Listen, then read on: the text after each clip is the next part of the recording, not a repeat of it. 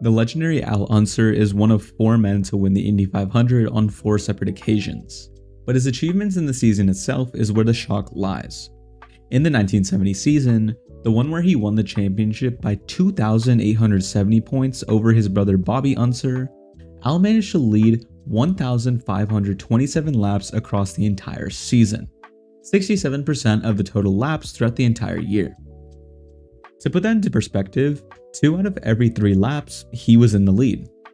The closest anyone else had ever gotten to this number was Mario Andretti a few years prior in 1966, where he led 54% of the laps in the year. In the modern day, this is pretty much impossible. Take a look at Alex Palou last year, where he dominated the year and won by 200 points. And although it may have seemed like Alex Palou was just winning everything, he only led around 32% of the laps in the season, half that of Unser.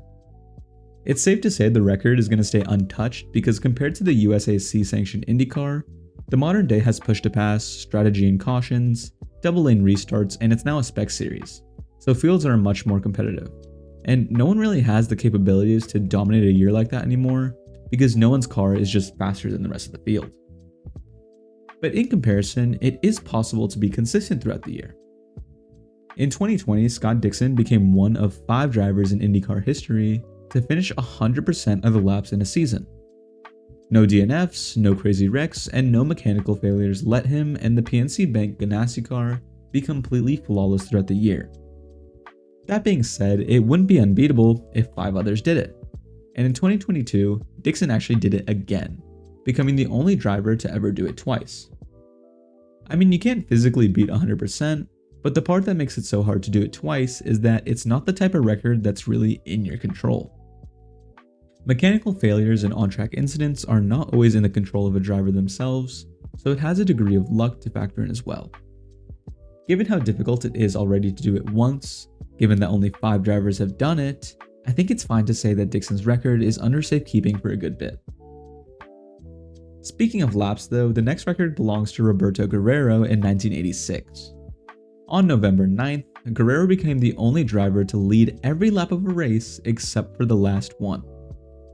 This took place in Miami, and to lose a race in that way had to have been heartbreaking. Contrary to the other records, this is one that other drivers definitely just don't want, so no one's actively trying to beat it, but it's also nearly impossible. Just like how Unser led so many laps, and that isn't possible today in the spec series that is IndyCar with push to pass, and all the other strategy plays, leading all the laps in a race is already super difficult, and the chance of losing it all on the final lap is even more difficult to replicate. And since this is a record that can only happen once a race, it's such a niche thing that it'll probably never happen again. Now going into another Unser, the first one to race, he's officially the oldest driver ever to enter and win an IndyCar race. The thing with Louis Unser though is he didn't really ever compete full-time in Indy, and he only ran one event per year, the Pikes Peak Hill Climb. The hill climb is different than any other race as it's actually a time trial. A steep climb up Pikes Peak in Colorado spanning 12.42 miles and 156 turns made such a different yet challenging event, but it was included in the AAA Championship for quite a good bit. Unser's most recent win came in 1953 when he was 57 years old, but his most recent running of the event was in 1965 where he was 69 years old.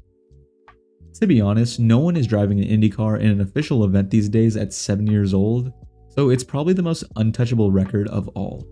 But because it came on the hill climb, a lot of people don't like to acknowledge this as an IndyCar record, even though it was technically part of the championship. If you don't count the hill climb, the oldest winner is Mario Andretti, winning in Phoenix in 1993 at 53, and the oldest entrant is AJ Foyt at 57 years old in the 1992 Indy 500. Speaking of AJ Foyt, the next record is one of his many, and the 1992 Indy 500 is where his record was written for good. 1992 marked AJ Foyt's 35th and final Indy 500 entry, but the crazier part is that all of them came consecutively. For 35 years in a row, he showed up in May, fast enough to qualify, and winning 4 times along the way, from the age of 23 all the way to 57. To put this into perspective now, Helio Castroneves has the most Indy 500 entries out of any active driver, and he is 26th, but those are also not consecutive.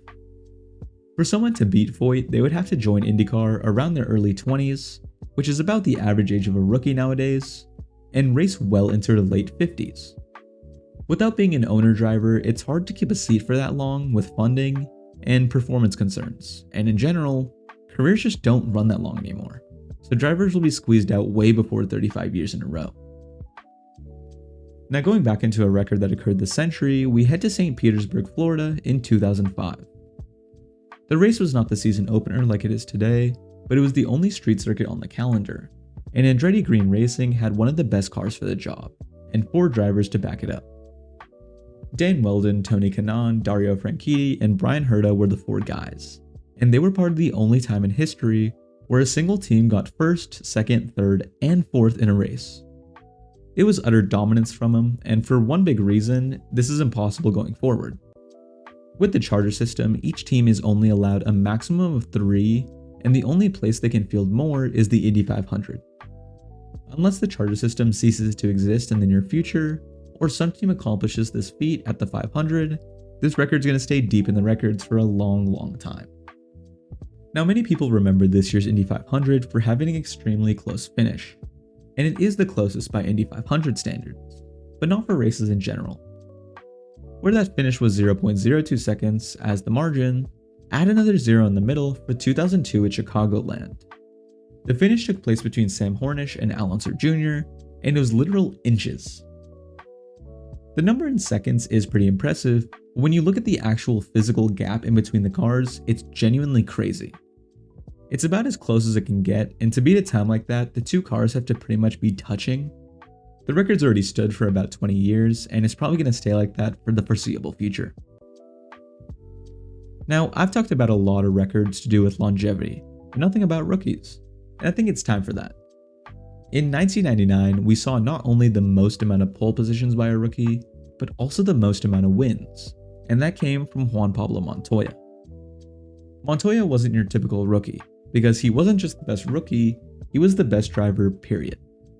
He had the most wins of anyone for that matter, and he won the championship on his first attempt after tying on points with Dario Franchitti. It's basically unmatchable because in the modern day, you barely ever see rookies in a team capable of winning that many races. And in general, unless your name's Alex Palou, it's become way too hard to win that many races in a season to begin with. Back then also, the whole concept of a spec chassis and engines didn't exist, so the raw talent of Montoya and the car from Ganassi made it so a rookie was able to run away with 7 wins. The only possibility of someone ever matching this is migration from another big series and dominating instantly, but that's also unlikely. Now for the final 2 records, they're a lot more modern, as in this year.